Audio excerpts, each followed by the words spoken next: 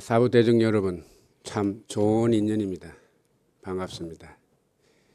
불교를 말함에 있어서 여러 간단한 말씀이 많지만 그 중에 사자성어로 상구보리 하와 중생이란 말이 있습니다. 즉 위로는 보리를 구하고 아래로는 모든 중생을 교화하고 제도하란 그것이 불교의 본질이다 이렇게 말씀을 합니다. 즉 보리는 깨달음이지요. 그래서 이 깨달음을 우리는 안욕다락 삼약삼보리 이렇게 말을 합니다. 무상정등각, 다시 말하면 부처님의 깨달음은 더 이상 높을 수가 없고 다른 사람과 비교했을 때 또 비교할 수도 없고 그 깨달음은 바른 깨달음이다. 그래서 우린 정각 이렇게 말을 하죠. 왜 이런 말이 나왔나 하면 그 당시에 부처님이 2600년 전에 이 깨달음을 보리를 얻었을 때 그걸 뽐보고 많은 사람들이 나도 깨달았다, 니도 깨달았다 이렇게 요즘 말하면 유사한 그런 깨달음이 많았어요. 거기에 비해서 부처님의 깨달음은 바로 바른 깨달음, 정각, 그리고 무상 깨달음, 더 이상 높을 수 없는, 더 이상 없는 깨달음 등 비교할 수 없는, 다른 사람과 비교할 수 없는 깨달음이란 뜻입니다. 그래서 안욕다락 삼약삼보리. 그래서 불교는 항상 깨달음을 추구하는 그 깨달음으로서 부처님의 가르침을 우리는 완성하는 것이다 이렇게 하고, 그럼 깨달음만이 되는 것이 아니고 깨달았으면 그 다음에 불법을 모르고 또 이 모든 사회 모든 중생들 모든 사람들도 교화를 해야 되고 또 제도를 해야 되는 그런 것이다. 이렇게 해서 상구보리 하와 중생 이렇게 말을 합니다. 이것을 좀 더 쉽게 이제 말씀을 드리면, 즉 상구보리는 우리 불교의 가르침은 깨달음인데 뭐를 깨달아야 될까? 이렇게 이제 또 생각할 수가 있죠. 그래서 생로병사, 이걸 보통 우리는 사고 이렇게 말을 하죠. 여러분들 많이 들었을 겁니다. 태어남과 늙음과 병듦과 그 다음에 죽음, 이러한 사고의 현실에서 해탈이라는 이상의 세계를 추구하고 목적하는 것이 바로 종교적 의미다. 그러면 우리가 사바세계는 고다 이렇게 말씀하는데, 고라는 것은 여러 가지 해석이 있습니다만은 고통을 의미하는데 그 고통이 어떤 거냐 하면 불려의, 우리가 살아가면서 모든 것이 내 생각대로 되면 즐겁죠. 그런데 그 생각대로 되지 않는 것이 있어. 생각대로 되는 것이 있고 안 되는 것이 있어. 그런데 이 사바세계는 이 생각대로 내 뜻대로 안 되는 것은 누구나 중생이라면 똑같은 것이 있다. 이것이 뭐냐? 생로병사다 이 말이야. 여러분 태어나고 싶어 태어난 것도 아니고, 내가 늙고 싶다고 해서 늙는 것도 아니고, 병들고 싶어서 병드는 거 아니야. 죽고 싶다고 해서 죽는 거 아니에요. 이러한 네 가지 고통을 일반 중생들은, 범부들은 그런갑다 이렇게 생각을 하는데, 바로 부처님은 그렇지 않다. 길이 있다. 그 길이 해탈이다. 그래서 그 해탈의 이상적인 세계를 추구하는 것이 불교의 가르침이다. 그래서 고라는 것은 여의, 불여의, 내 뜻대로 되지 않는 고통이다 이런 말이에요.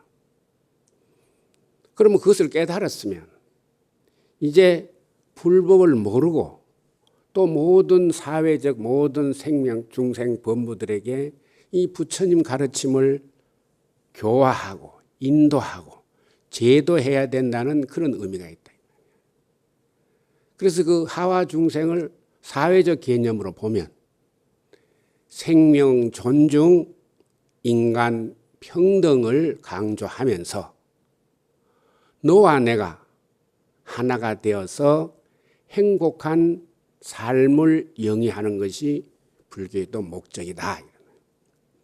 생명 존중. 지금 오늘 세대에는 우리가 모든 인간만이 아니고 모든 동물들까지도 생명을 존중하고 이렇게 불살생을 해야 된다는 그런 생각이 깊지만 2600년 전에 부처님이 탄생하실 그 당시에는 지금처럼 윤리 도덕이 정립되어 있지도 않고 또 인간이 지적 수준도 그렇게 높지 않았기 때문에 힘신 사람이 마음대로 생명을 타인의 목숨을 마음대로 죽이고 살리고 해치대다 이런 거예요. 그래서 부처님은 우리 불교의 가장 중요시 여기는 덕목 중에 하나가 첫 번째 계율이 불살생. 이것은 우리 사부 대중들은 그 당연한 거다. 지금 사고에서는 당연하지만 2600년 전에는 과연 누가 그렇게 부러지셨겠나 이 말이야. 우리 불교 부처님 많으면 아무도 많은 사람이 없는 거예요. 다음에 인간 평등. 지금 우리가 불공정이다 무슨 거 다 지금은 다 우리가 직업에 귀천 없이 이렇게 살고 있지만 2600년 전에는 왕은 세습이고 그 다음에 또 무사계급, 평민, 노예 이것을 인도에서는 사성계급 카스트 제도라 이렇게 합니다. 이것을 부처님은 타파인 거야. 부러지는 거야. 태어날 때부터 왕족이나 종이나 태어날 때는 다 똑같은 인간인데 사회 제도가 니는 왕이고 니는 양반이고 니는 상놈이다 이렇게 규정해버린다 이 말이에요. 그 당시에는 그것이 당연히 그렇게 된 거라. 심지어 나는 너희들과 달라. 왕족들은 하늘에서 내려준 나는 자손이야. 너는 비천하니까 평생 내 밑에서 노예 같은 생활을 해야 돼. 이런 생각이 2700년에는 평평했고 그것도 우리나라 2조 때까지 그랬다 이 말이야. 양반 상놈이 있었잖아요. 그래서 지금은 양반 상놈도 없고 남녀가 구별 없이 다 평등하지만 그 2600년 전에는 남녀도 차이가 있고 직업에도 귀천이 있었어. 그런 사회적 분위기에서 부처님은 이렇게 인간 평등을 강조했다는 것이 얼마나 부처님 가르침이 우리가 앞서가는 가르침인가. 오늘날까지 가면 내려오면 내려올수록 부처님 말씀이 현실로 다가오고 그것이 더 몸에 체감하는 그런 시대다.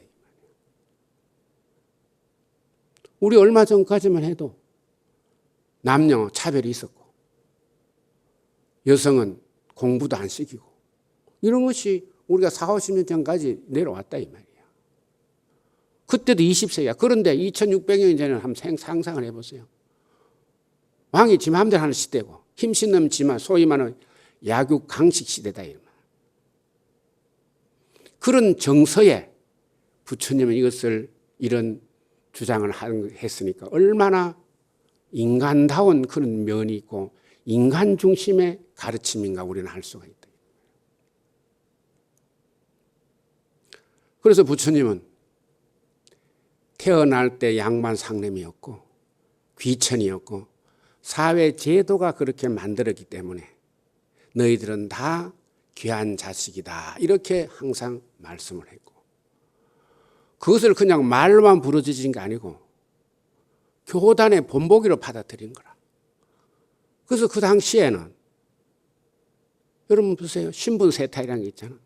한문종은 평생 종이 돼야 되고 하문 왕족은 영원히 왕이 돼야 되고 하문 양반은 계속 양반 행세를 하는 거 아니야. 그런 사회에 출세를 하면 얼마나 하겠어요. 그래서 이것을 본보기로 모든 사람들은 내 제자가 되어라.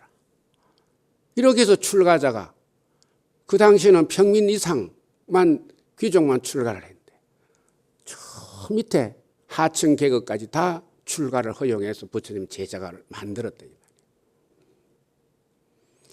그럼 여러분 카스트 제도란 말, 계급 제도란 말이 들었습니다만 그 네 가지라 브라만, 크샤트리아, 바이사, 슈드라 여기에 또 하나의 또 네 개가 있어 16계급이 존재했는 거예요.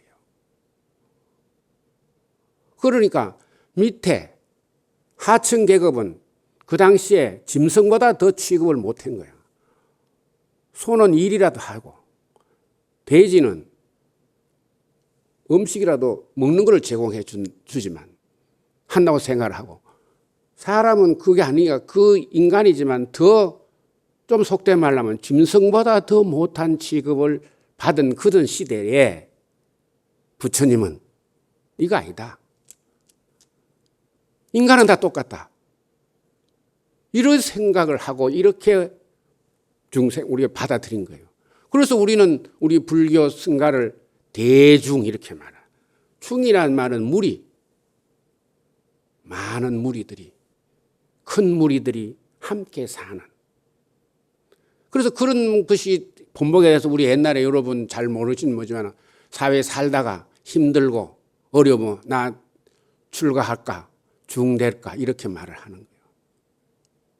그만큼 불교는 인간 평등의 인권을 강조한 거라. 오늘날 생각하면 당연한 거지만 거꾸로 2600년, 700년 생각을 한번 해보세요. 감히 누가 그런 생각을 했겠어요? 살생도 마찬가지라. 아무 지 마음대로. 지금은 우리가 동물도 함부로 못 죽이는 시대 아니야? 그런데 그 당시에는 인간을 하층 계급은 모든 축제에 제물까지 바쳤잖아. 그리고 모든 축제에 다른 짐승들 잡아가 피를 뿌리고 말이야. 이런 시대라. 그런데 그걸 전부 다 못하게. 그래서 불살생은 인간만이 아니고 모든 동물들까지도 살생을 하면 안 된다. 그래서 부처님은 제일 덕목에 불살생 이런 걸 우리가 계율에 제일 덕목에 세워놨잖아요. 살생을 많이 하면 그 생명도 그렇지만 내 그 과보를 받아. 여러분 지금 집에 가면 여러 가지 보물이 있겠지. 집집마다 그 보물은 다 달라. 보석은. 나는 명예가 보물이다. 나는 재산이 보물이다. 나는 무슨 자녀가 보물이다. 이렇게 다 생각을 할 수가 있어. 각 사람마다. 그런데 그보다 더 좋은 거지. 자기 목숨이 제일 중요하다는 것은 다 알고 있잖아. 그래서 우리는 말은 죽는다 하지만은 죽는 것을 그렇게 죽고 싶어 하는 사람 누가 있어? 그래서 우리가 거짓말 중에서도 노인 죽는다 소리는 뭐다? 새빨간 거짓말이다 이렇게 하잖아. 목숨이 그렇게 중요한 거야. 이리 중요한 것을 내가 그 중요한 것을 죽이든지 어떻게 하면 그 원한이 내게 온다. 왜? 우리는 인과에 따라서 혼일을 만들면 결과가 항상 다르니까 또 그 다음에 이 사바세계를 다 하직을 하게 되면 다시 우리는 환생을 하게 돼. 인과법에 의해서. 불교의 최고 목적은 환생 안 한 거지만 우리는 그렇게 단숨에 환생 안 할 수 있는 그런 복덕을 가지지 못하기 때문에 또 수행하고 또 수행하면 언젠가는 환생하지 않겠지만 그렇지 못하고 환생을 만약에 했을 때는 전생의 과보에 의해서 내가 살면서 여러 가지 어려움을 겪게 된다 이런 말이에요. 그래서 부처님 당신을 위해서가 아니고 우리 개개인에 위해서 살생을 금하게 한 거야.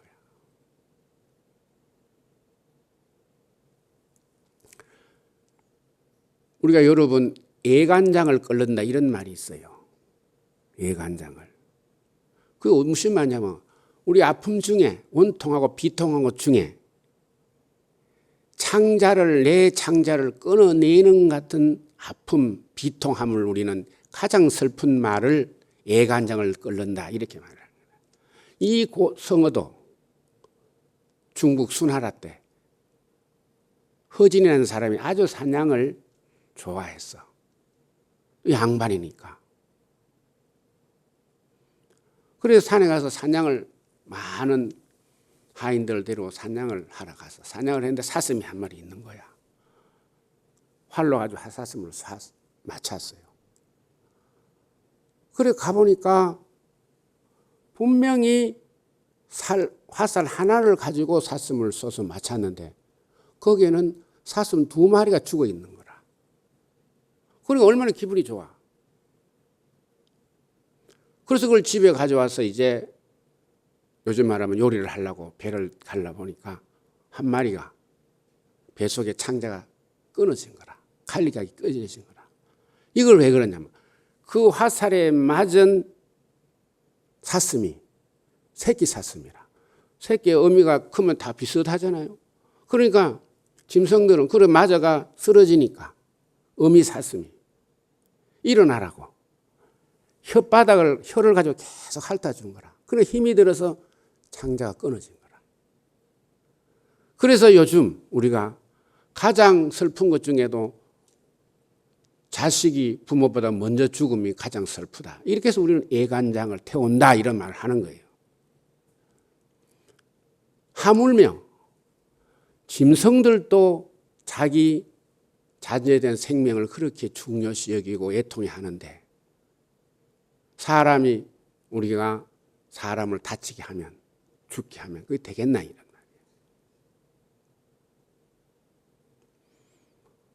그래서 애간장이 끓는다. 그러면 또 살생을 좋은 일을 또 하면 어떠냐. 좋은 일은 또 좋은 대로 또 나오는 거예요. 중국의 명나라 때 왕호라는 사람이 요즘 말하면 이제 재판관에 요즘 말하면 이제 그 법원에서 재판을 하는데 그 재판을 하면 죄목을 기록할 거 아니에요. 뭐는 어떻다 뭐. 그 옛날에 이제 붓으로 다 썼으니까 기록하는데 갑작스럽게 파리가 날아와서 글씨를 써놓으면 파리 날개로가 흐려버리고 이래 하는 거라. 그 이상하다. 그리고 자꾸 그러니까 그 많은 사람들이 이거 뭐 왜 이러냐. 그래서 그 왕호라는 사람이 뭐냐 하면 모하무리에서 이제 이분이 요즘은 주막집을 했어. 근데 주막하면 뭔데 막걸리를 걸으면 옛날에는 뭐죠? 파리들이 날라왔잖아. 그래 파리들이 날라와서 그 막걸리 통에 들어가니까 빠지니까 이 왕호는 무의식 중에 그 파리를 건져서 던진 거야. 그럼 파리는 이제 거기 있으면 죽는데 술독에서 던져주니까 날개가 말라서 날아간 거라. 이렇게 계속 반복했다 이 말이에요. 그런데 이 왕호라는 이 주막하는 주인이 모함에 걸려서 이제 재판을 받게 됐다. 요즘처럼 옛날에는 요즘처럼 뭐 내가 억울하면 한 번 더 뭐 하겠다 항소하라든지 그런 게 없었잖아요. 그 당시는. 그러니까 그대로 말하면 그대로 사형하면 죽는 거야.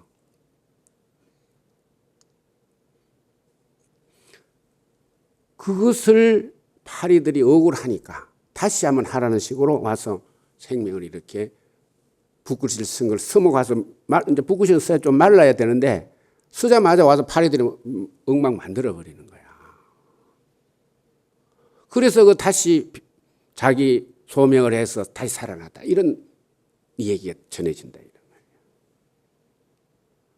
그래서 살생이 그렇게 필요 없는 살생이 그렇게 왜? 내가 그만큼 내 목숨이 중요하면 상대방 목숨도 중요하기 때문에 그 중요한 것을 내가 다치게 하면 그 과부가 내놓는 거라. 그러면 우리 사발세계는 내가 살생을 안 하고 어떻게 사느냐. 우리 음식을 먹어야 되는데. 근데 부처님은 이날 말은 되도록이면 살생을 하지 마라. 이렇게 또 말씀을 한 게 있어. 우리가 출산할 때 우리가 아기가 태어나면 얼마나 경사스러우나. 이 좋은 경사스러운 날 만약에 내가 닭을 잡는다, 소를 잡는다 하면 피를 보는 거 아니야? 그러면 그 죽는 예를 들어서 짐승이 그냥 네 아들 태어났으니까 내가 죽는다 이렇게 죽겠나? 왜 너 자식이 태어나는데 내가 이렇게 죽어야 되나? 이런 원한을 가지고 죽을 수가 있다 이 말이야. 그래서 출산하는 날은 살생을 안 하는 것이 좋다. 그래서 우리 예전에 뭐고 출생하고 뭘 먹지요? 미역국을 먹잖아. 몸에. 그게 다 이유가 있는 거예요. 왜? 미역이 몸에 피를 맑게 한다는 것도 있지만 영양이 그렇게 좋답니다. 그게 다 부처님 위해서 나온 거예요. 왜 그러냐? 그 부처님 당시에 많은 부처님에게 귀한 제가 신도들이 왕도 있고 왕비도 있고 귀족도 있고 많은 것 중에. 그런데 불교는 불살생하니까 그 당시에는 왕비라든지 귀족 부인은 잉태가 몸에 아기가 있으면 어머니를 생각해서 모든 것을 좋은 거라 하는 건 다 그러니까 살생하고 피도 마시고 막 이렇게 하는 시대라. 그런데 부처님 그걸 못하게 하는 거라. 하니까 이제 그래서 어느 왕이 출산할 때가 됐어. 부인이 왕비가. 그래 지금 출산하고 몸을 출시해야 되는데 다른 종교는 피도 마시고 온갖 거 다 하라는데 부처님 가르치면 그러니 이걸 따를 수도 없고 안 따를 수 없다. 이렇게 이제 부처님하고 상담을 하니까 부처님은 그렇지 않다. 전 한쪽 바다에 가면 바다 밑에 풀이 있다. 그게 미역이야. 그래서 오늘날 여러분 건강보조식품 재료 중에 다시마라든지 미역 이게 몸에 좋다고 지금 말하나 안 하나? 말하지요. 그거는 2600년 전에 부처님 그걸 다 알은 거야. 그래서 그런 이유에서 이게 불교가 내려오면서 우리가 미역국을 먹게 하는 것도 하나의 그런 관점이 아니냐 이렇게 생각할 수 있는 거예요. 그 다음에 같은 경우 생일날. 생일날은 되도록이면 살생을 하지 마라. 그 다음에 잔칫날. 여러분 옛날에 우리 잔치할 때 요즘은 뭐 소잡고 뭐 이렇게 한다지만 옛날에는 우리 부조라는 것이 뭐고 단술대가 국수대가 이렇게 했잖아. 그래서 결혼할 때 우리는 옛날에 어른들이 야, 니 빨리 결혼 안 하나? 국수 좀 먹게 해라. 이런 말도 했단 말이야. 그게 뭐냐? 다 살생 안 하는 음식들이에요.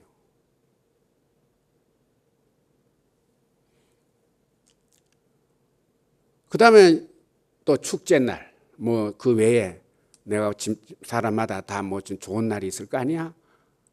그날, 축제날. 그 다음에 이제 기도하러 간다, 정성 들이러 가는 날은 되도록이면 살생을 하지 마라.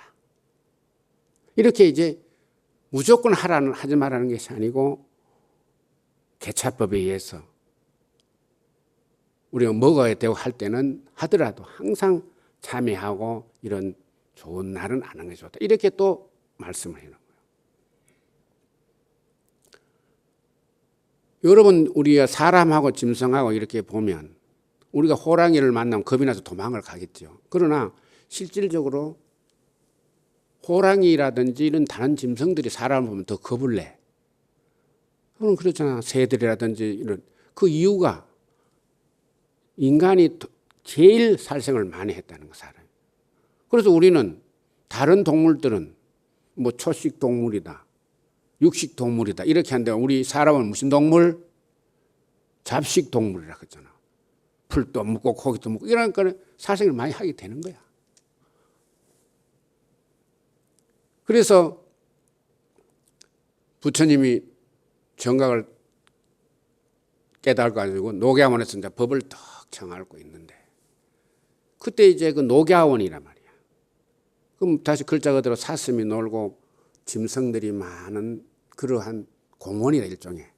거기서 부처님이 이제 녹야원에서 전법을 하려고 탁 앉아 계시는데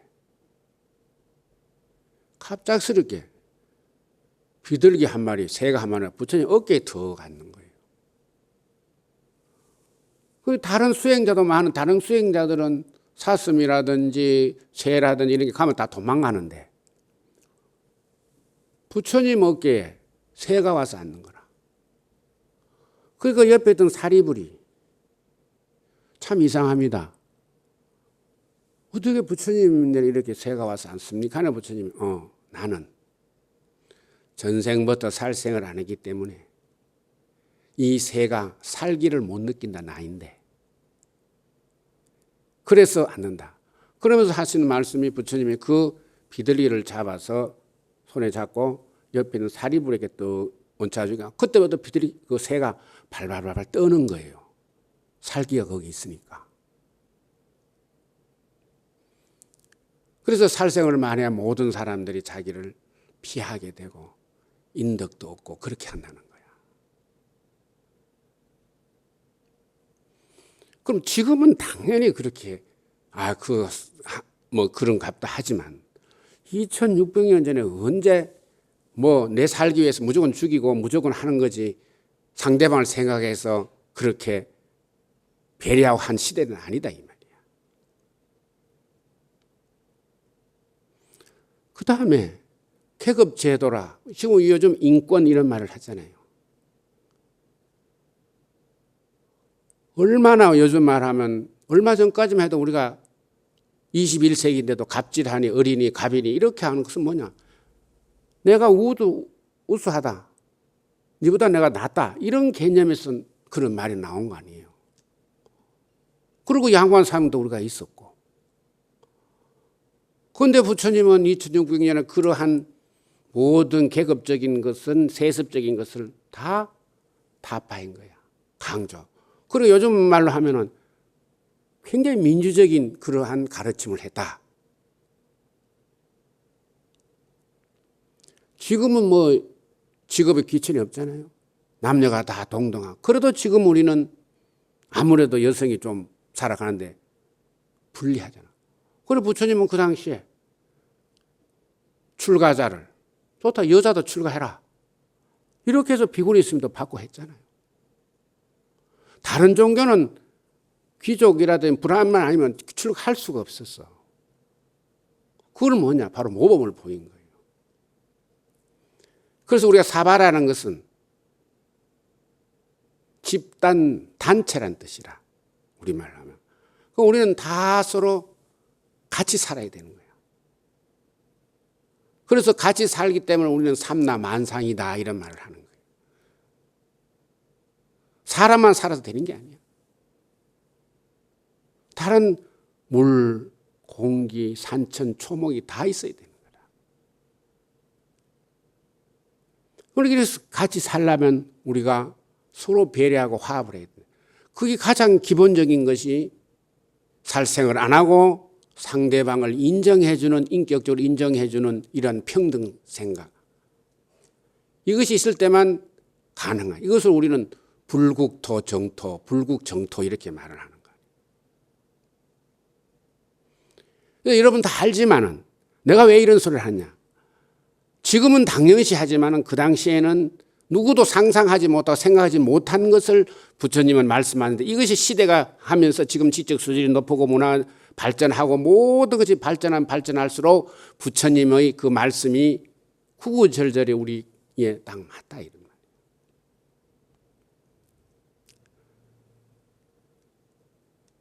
그 다음에 생로병사에 대해서 좀 설명을 드리면 사고라 그랬잖아요. 생고. 태어나는데 어떻게 고통이 있냐 이렇게 의문할 수도 있고 태어났기 때문에 늙고 늙었기 때문에 병들고 병들기 때문에 죽는다 이렇게 생각할 수도 있지만 그것보다 중요한 것은 우리가 태어나려면 부모 어머니 뱃속에서 10달 동안 어머니 뱃속에서 있어야 돼. 이때 뱃속에 있는 아이와는 관계없이 어머니 마음대로, 부모 마음대로 우리가 행동하게 되면 그 뱃속에 있는 아이가 괴롭다. 그런데 이것이 요즘 발전해가지고 요즘 뭐가 유명합니까? 태아교육이라는 것이 굉장히 했잖아. 여러분, 우리 할머니 세대는 그런 게 별로 없었어. 그런데 벌써 부처님은 2600년 전에 태내의 어머니가 몸가짐을 어떻게 해야 되고 어떤 생각을 해야 되고 어떤 음식을 먹어야 되고 이렇게 아버지는 또 어떤 생각을 해야 되고 어머니만이 되는 게 이거 다 기록이 있다 이 말이야. 그것을 오늘날 비교하면 태내 교육이라. 다시 말해서 2600년 전에 어떤 그런 다른 사람들은 한 말이 어디 있노? 부처님 위에.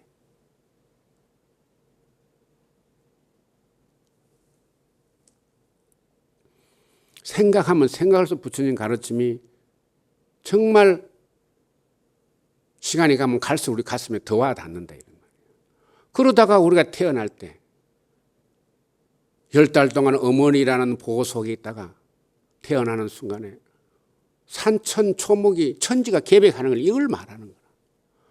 우리가 여러분 솔직히 말해서 서울 사람이 어디 타양에 가면 좀 어른이라도 약간 불안하잖아. 그런데 그 어린 아이 생명이 어머니 뱃속에 있다가 태어날 때 얼마나 힘들겠어요. 충격이겠나. 그러한 고통을 이야기하는 거라. 그 다음에 너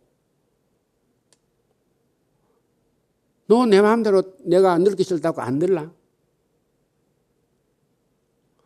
그것을 감추기 위해서 우리는 청춘이라는 말을 쓰고 또 아름답다는 것도 하고 또 우리는 아름답기 위해서 화장도 하고 육체적으로 자기 몸을 점점 예쁘게 가꾸는데 그 이면에는 바로 늙기 싫다는 그러한 마음이 잠재하고 있다 이 말이야. 그런데 청년기를 못 청년기 장년기가 지나고 보면 이제 온 안이비설 신의가 둔해지는 거라. 그래서 여러분 나이 들수록 입맛도 변하고 생각도 둔하고 냄새도 둔하고 점점 이렇게 가잖아. 이 노쇠하는 현상이.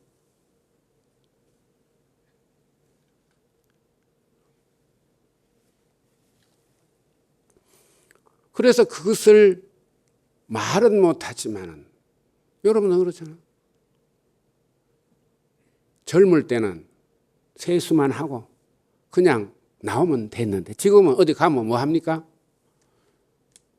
거울 앞에 있는 시간이 많나 적나? 많잖아. 그게 뭐냐? 이면에는 아름답게 하기 위한 것도 있지만 그 이면에는 내가 늙어가니까 이것을 좀 안 늙게 보이게. 이런 것들, 이 괴로움이. 그러다가 나이가 들면 점점 세월이 가면 모든 것이 변하고 그러다 병이 나는 거 아니야. 그래서 이걸 우리는 노고 그 다음 병을 병고 이렇게 말해요. 그럼 병에도 부처님은 404가지 병이 있다. 그렇게 그 당시에 말씀을 했어. 우리 불교는 모든 것은 지수화풍 이 네 가지 기본으로 모든 것이 이루어져 있다. 이렇게 말씀을 해요. 그럼 우리 사람을 한번 비교해 보자 말이야. 우리가 사람이 죽으면 흙으로 돌아간다 이런 말을 하잖아. 이게 지, 땅, 흙으로다. 그 다음에 우리 살았을 때 우리는 땀을 흘리고 배설을 하고 물을 마시고 이게 수라. 몸에 돼 있잖아. 그 다음에 우리는 화, 불. 우리 몸에 체온이 다 있다 이 말이야. 알기 쉽게 말하면. 그 다음에 풍, 바람. 우리는 호흡을 하고 숨을 쉬고 쉬고 이렇게 하는, 이 말을 하고 이런 것이 다 풍이다. 그래서 사람을 비교하면 이게 우리가 몸에 가지고 있잖아. 이게 사람만인 것은 모든 것은 다 이 네 가지로 구성되어 있다라고 부처님은 그렇게 말씀하는 거야. 이 지수화풍에 101가지씩 병이 생긴다는 거야. 그래서 404병이다 이런 말이에요. 그러면 이 네 가지가 조화롭게 이루어져야 되는데 사람마다 다 달라. 업이 다르기 때문에. 여러분 한번 비교를 해보세요. 만약에 사람마다 다 누가 만들었다 하면, 어떤 뭐 조물주가 사람을 만들었다 하면, 내가 60이면 10사람이 다 60에 똑같은 병이 나야 되는데 똑같은 병이 나나? 60이라도 멀쩡한 사람이 있고 다리 아픈 사람이 있고 허리 아픈 사람이 있고 배 아픈 사람이 있고 다 달라. 이게 뭐냐? 이 지수화풍 네 가지의 그 업이 내가 조화롭게 이루어져서 환생한 것이 아니기 때문에 다 조금씩 달리 왔기 때문에 그런 거야. 그래서 그러다 보니까 더 쉽게 말하면 사람마다 다 뭐가 다르다? 성격까지도 다 다르잖아.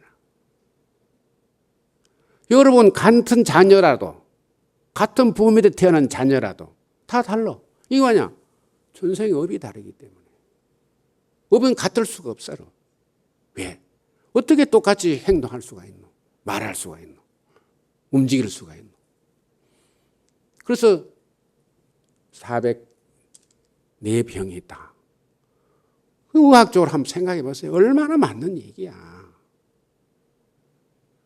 이게 요즘 의학에는 더 발전할수록 404가지 이상 될 수도 있죠. 그러나 2600년 전에는 그런 걸 기본적으로 말씀했다는 거 한번 생각을 해봐. 그래서 부처님을 대의왕이라고 하잖아.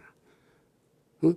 우리가 부처님 10대 명호 중에 부처님은 대의왕이야. 아주 큰 의사와 같은 분이다. 그래서 우리 약사열애불 이렇게도 하거든.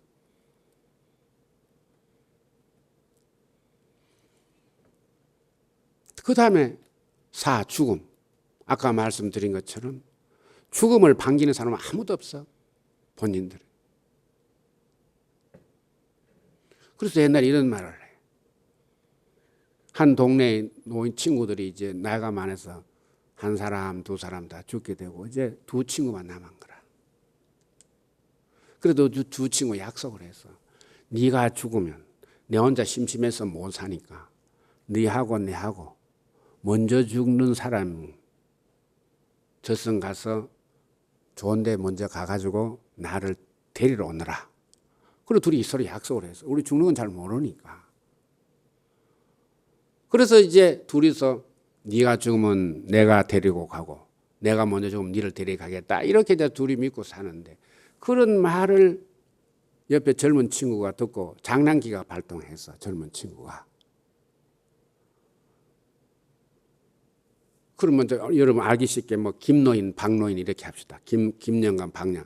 그래 한 번은 노인 젊은 친구가 김영감이 나가서 할아버지 저 등 너머에 박 노인이 박 할아버지가 오늘 아침에 돌아가셨답니다. 이렇게 하니까 아이고 내가 상문 가야지 하면서 막 옷을 줄 수 있고 이제 가려고 하는 거야. 요때 또 요 손자가 또 저쪽에 가서 할아버지 저 건너 김씨 할아버님이 박씨 이제 할아버지인데 가서 오늘 아침에 돌아갔습니다. 그러니까 아이고 그 큰일이지 내가 가야지. 그럼 상문 간 거야. 그 둘이서 옷을 입고 중간에서 만났어. 만나자마자 서로 얼굴이 새파래 진리가 두말 안 하고 돌아서 도망가 버리는 거라. 뭐겠어? 저놈 저 죽었다 그때면 내 데리러 온가 싶어가. 이런 얘기가 있다.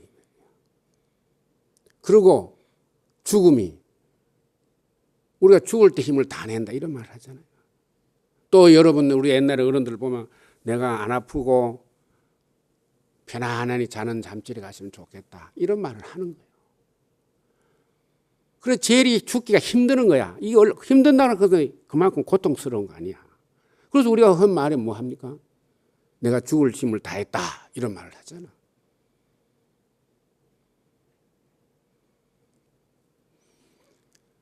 그래서 이 네 가지의 이 현실 생로병사 현실이 이런 사고에서 뛰어넘을 수 있는 부처님 가르침 해탈, 이걸 다른 말로 우리는 깨달음 이렇게 말합니다. 그 깨달음 세계로 나아가는 것이 불교의 상구보리이고, 하와 중생은 생명을 존중하고 인간의 평등을 강조하며 너와 내가 차별 없이 하나 되어서 살아가는 삶을 추구하는 것이 부처님의 가르침이다.